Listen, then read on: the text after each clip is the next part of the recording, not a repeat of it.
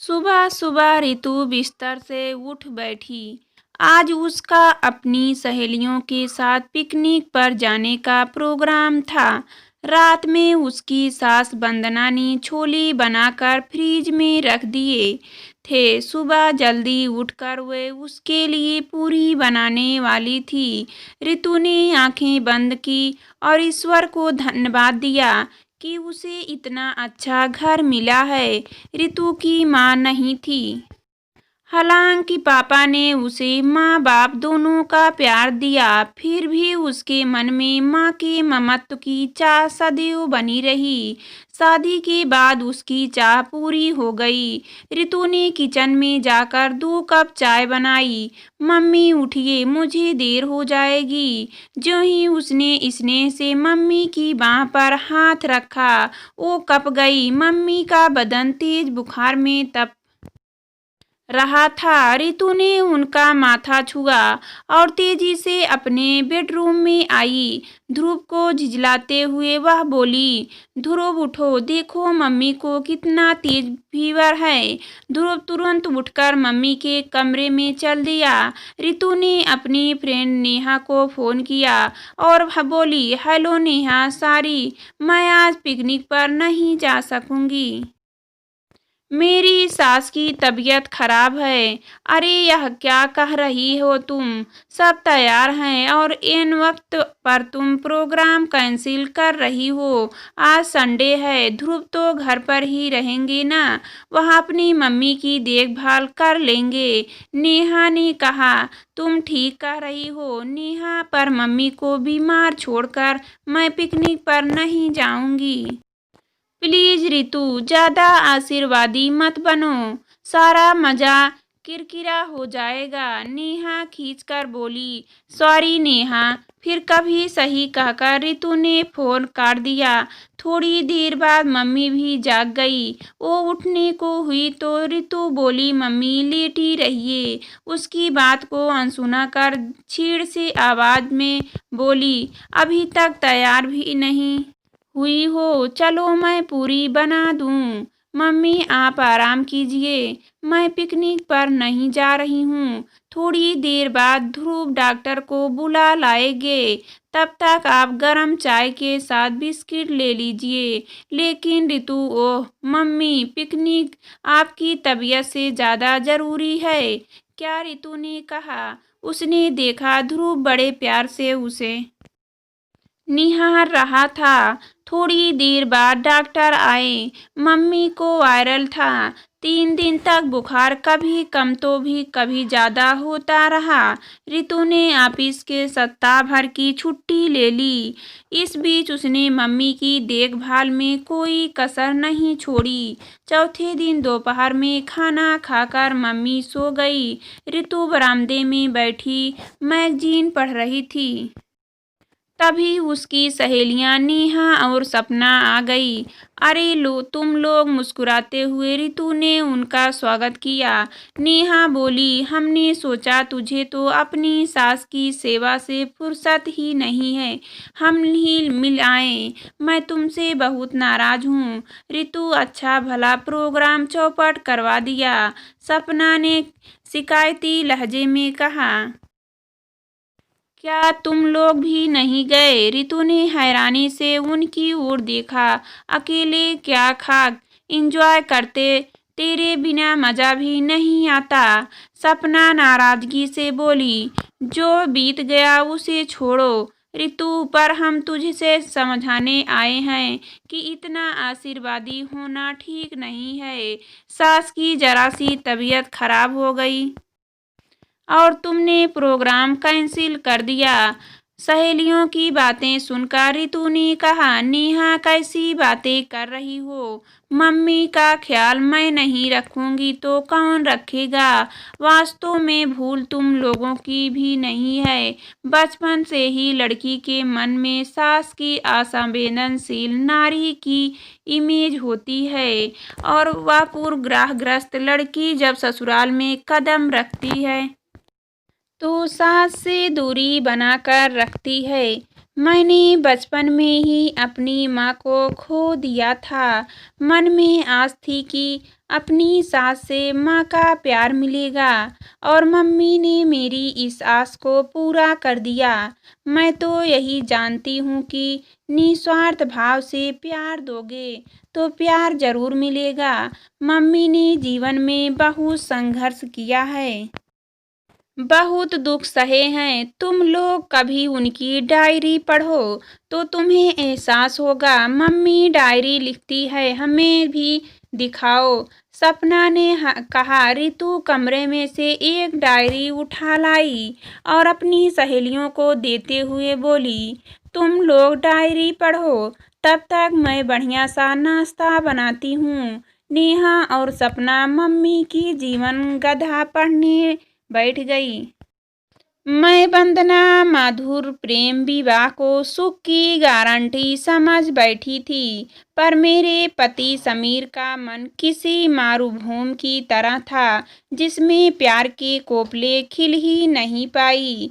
विवाह को 6 माह ही बीते होंगे कि हम दोनों ने टकराव की स्थिति पैदा होने लगी। उनके उग्र और शक्की स्वभाव के कारण आए दिन घर में तनाव रहता। मैं पब्लिक स्कूल में इंग्लिश की अध्यापिका थी। स्कूल से घर लौटने में थोड़ी भी देर हो जाती तो मैं सवालों के कटघरे में खड़ी कर दी जाती। मैं जितनी संवेदनशील थी वो उतने ही भाव शून्य थे। ध्रुव के जन्म के बाद मुझे लगा था स्थिति में सुधार होगा, लेकिन यह आशा भी झलवा थी। घर के झगड़ों का असर धीरे धीरे ध्रुव पर पड़ने लगा था। वह अधिकांश समय सहमा रहता, दूसरे सामान्य बच्चों की तरह न तो शोर मचाता न ही खेल कूद में अधिक रुचि लेता। वक्त सरकता गया और हमारे बीच की दूरी उस समय एक गहरी खाई में बदल गई जब मुझे पता चला उनकी जिंदगी में दूसरी स्त्री है। गीता समीर के ऑफिस में काम करती थी। पहले पहल एक पार्टी में उसे देखा था। जिस अधिकार से उसने समीर को थामा था, वह बात मेरे मन को खटकी थी, पर समीर के प्रति अविश्वास नहीं उपजा था। हाँ, अब मुझे समझ में आया क्यों वह बेवजह मुझ पर शक करते थे। उनके मन में एक गिल्ट थी जो उन्हें कचोटती रहती थी। एक दिन अपनी एक साथी अध्यापिका के साथ मैं शॉपिंग कर रही थी कि सामने से आ रहे समीर पर निगाह पड़ गई। उनकी बाह साथ में चल रही गीता की कमर में थी। उस रात हम दोनों के बीच जमकर झगड़ा हुआ। कितनी बेशर्मी से उन्होंने स्वीकारा था कि वो मुझे छोड़ सकते थे, किंतु गीता को नहीं। जल्द ही हमने तलाक ले लिया। मैं ध्रुव पर अपना कानूनी हक चाहती थी, जिसके लिए समीर तैयार हो गए। वह मेरी जिंदगी का सबसे कठिन दौर था। लोगों की सांवलिया नजरें दूर तक मेरा पीछा करती, कभी भी हमारे असुरक्षित भविष्य की चिंता में घुलती और कभी अपने 5 वर्ष के बेटे ध्रुव की परवरिश की। वह अपने पापा को याद करके रोता तो उसे संभालना बेहद कठिन हो जाता था। तरह तरह के झूठे आश्वासनों से मैं उसे शांत कर पाती थी। उस समय मुझे किसी अपने की आवश्यकता थी, अतः मैंने माँ को अपने पास बुला लिया। 1 वर्ष पूर्व पिताजी के स्वर्गवास हुआ था, तब से वह अकेली ही थी। माँ के आने से मुझे काफी राहत मिली। ध्रुव के सब कामों का दायित्व उन्होंने अपने ऊपर ले लिया था। ध्रुव भी नानी के आने से खुश था। देखते ही देखते 1 वर्ष बीत गया। जीवन एक बार फिर पटरी पर आ गया था। एक दिन स्कूल से घर लौटी तो माँ को बिस्तर पर लेटी देखा। उनके पैर में प्लास्टर था। मैं परेशान हो उठी। माया कैसे हो गया क्या बताऊं। राशन लाने बाजार गई थी, रास्ते में रिक्शा पलट गया वो तो अच्छा हुआ ईश्वर ने मदद के लिए विकास को भेज दिया, वरना पता नहीं क्या होता। माँ कुछ स्थिर स्वर में बोली, तुम भी कमाल करती हो। माँ, तुमसे किसने कहा था अकेले बाजार जाने के लिए? तभी मेरे सहकर्मी विकास कमरे में आए। उन्होंने टेबल पर दवाइयाँ और फल रखे और बोले, इत्तेफाक से आज छुट्टी पर था, बाजार घूमने निकला था। तभी मेरी आंखों के सामने ही माँ जी का रिक्शा पलटा। विकास ने मदद की वंदना सहारा देकर डॉक्टर के पास ले गया, एक्सरे कराया, प्लास्टर चढ़वाया और अब सारी दवाइयाँ लाए हैं। कैसी बातें कर रही है माँ जी, आप मेरी माँ जैसी हैं। मैंने विकास का दिल से आभार प्रकट किया। विकास और मैं एक ही स्कूल में पढ़ाते थे।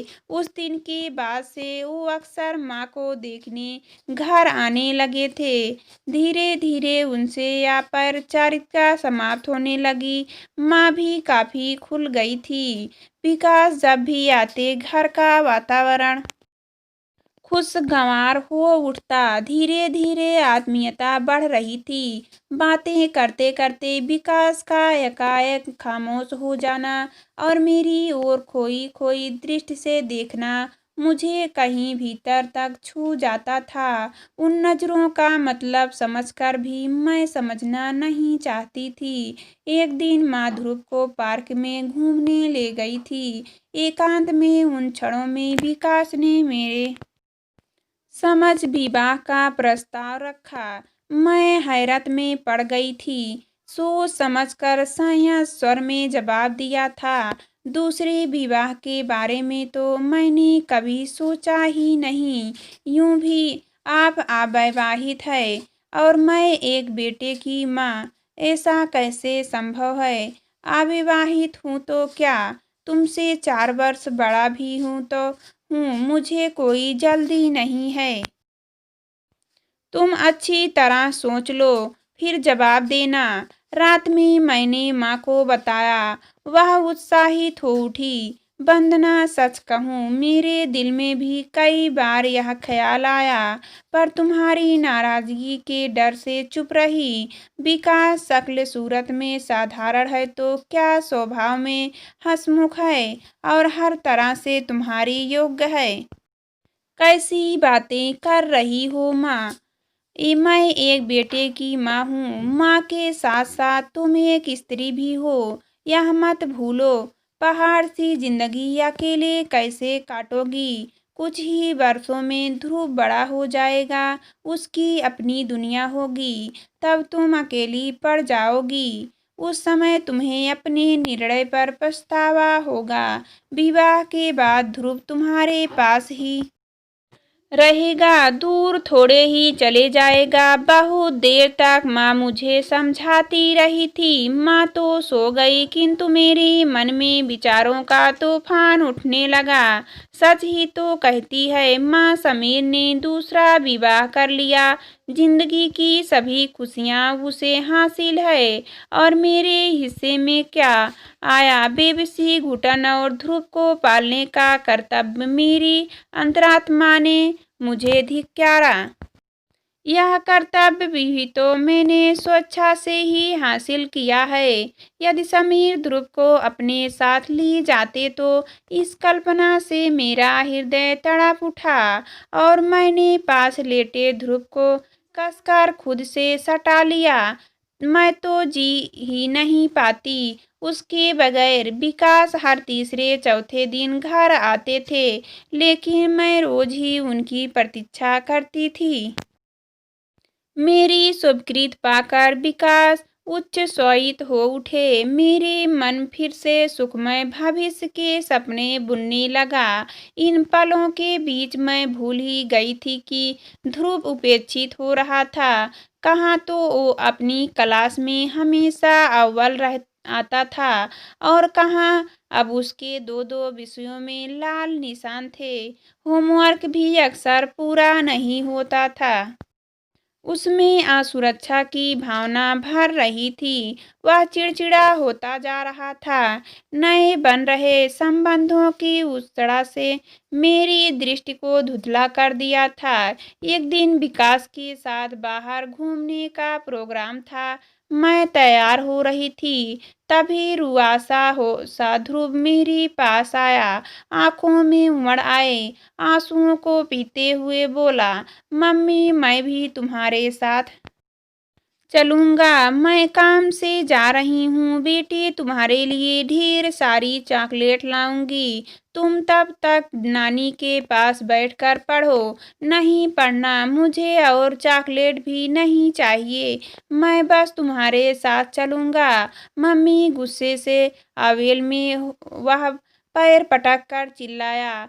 फिर ना जाने क्या हुआ, मेरे पल्ला पकड़कर फूट फूट कर रो पड़ा। मैं कर्तव्य विमूढ़ सी खड़ी रह गई। उसका इस तरह का व्यवहार मेरे लिए अप्रत्याशित था। मैंने प्यार से उसके बालों पर हाथ फिराया, बोली, अच्छा रोना बंद करो और तैयार हो जाओ। मुझे लगा ध्रुव को साथ ले जाना अच्छा रहेगा। धीरे धीरे वह विकास के साथ सहज महसूस करने लगेगा। किंतु जैसा सोचा वैसा कुछ भी न हुआ। विकास चुप्पी साधे बैठे रहे। रेस्तरां में कॉफी पीने बैठे तो मैंने टोपा, इतना खामोश रहना था तो आए ही क्यों थे। वो कुछ क्षण मुझे देखते रहे। बोले, अब तुम ही बताओ, इसके सामने क्या बोलूं? इसे साथ लाने की क्या आवश्यकता थी? सुनकर मेरे मन को ठेस लगी। वह चाहते तो उस दिन उसके और अपने बीच की दूरी को कुछ कम कर सकते थे। कई बार कह चुकी थी उसका ध्रुव के साथ घुलना मिलना जरूरी था, तभी वह उन्हें पिता के रूप में स्वीकार करेगा। उसके अगले रविवार को विकास आए और बोले, वंदना जल्दी से तैयार हो जाओ, तब तक मैं ध्रुव को घुमा लाता हूँ।